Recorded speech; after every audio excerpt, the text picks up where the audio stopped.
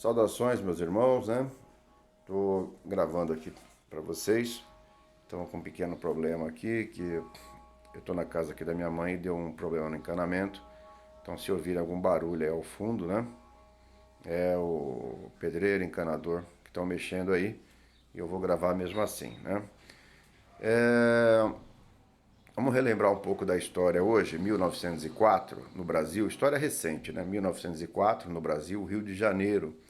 Como que era o cenário do Rio de Janeiro, capital do Brasil naquela época, né? Era a capital da República, a República tinha acabado de ser instalada e a capital da República era Rio de Janeiro.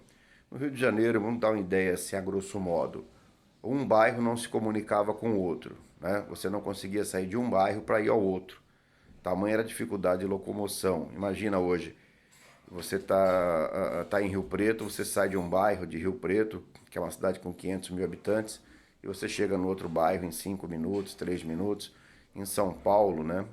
Você tem 12 milhões de habitantes e você se desloca de um bairro ao outro de metrô rapidamente. Rio de Janeiro também, você se desloca rapidamente com o metrô, né?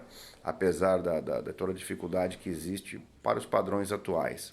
Mas naquela época você não conseguia passar de um bairro a outro, tinha muita dificuldade. Então, em meio a tudo aquilo, o Rio tinha algumas doenças graves, né? O Brasil tinha, né? Mas o Rio de Janeiro, devido ao porto, que era a chegada de navios de fora do Brasil, né? Inclusive os navios recebiam recomendação para não parar no Brasil, para ir direto para a Argentina, né? O Brasil ele enfrentava uma situação de febre amarela, ele tinha febre amarela, tinha malária, tinha peste bubônica e tinha tuberculose. A tuberculose eu já contei no outro vídeo, né? Da incidência dela em São Paulo, a, a história do doutor Arnaldo Vieira de Carvalho, né? Da tuberculose das vacas, tudo, leite da vaca. E no Rio de Janeiro surgiu um herói chamado Oswaldo Cruz, que hoje tem a Fiocruz, né? O Instituto Oswaldo Cruz, em homenagem a ele. Esse foi um herói brasileiro.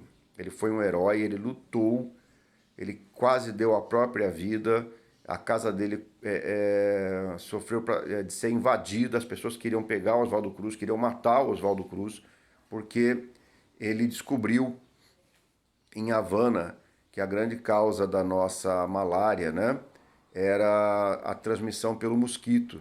Então tinha um mosquito que transmitia e ninguém acreditava nisso, que o mosquito picava e transmitia. Tá? Então ele veio com essas informações, ele é brasileiro, Oswaldo Cruz brasileiro, nascido em São Paulo, estudou na França, no Instituto Pasteur, e foi para Havana para fazer pesquisas. Tá? Então ele voltou com toda essa carga de conhecimento e passou isso para o governo. O presidente que assumiu era Rodrigues Alves, né? E o presidente entendeu e tornou obrigatória essa vacinação para todo o povo, né? E aí nós tivemos a revolta da vacina. O povo não queria ser vacinado, tá certo? Então o Oswaldo Cruz pegou essa bandeira de luta para ele, de patriotismo. Ele queria vacinar a população inteira porque ele tinha certeza que vacinando a população estaria protegida, né?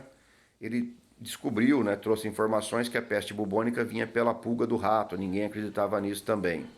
Então no próximo vídeo eu continuo contando a segunda parte dessa história para vocês de como a maçonaria foi importante naquele período, maçonaria e maçons.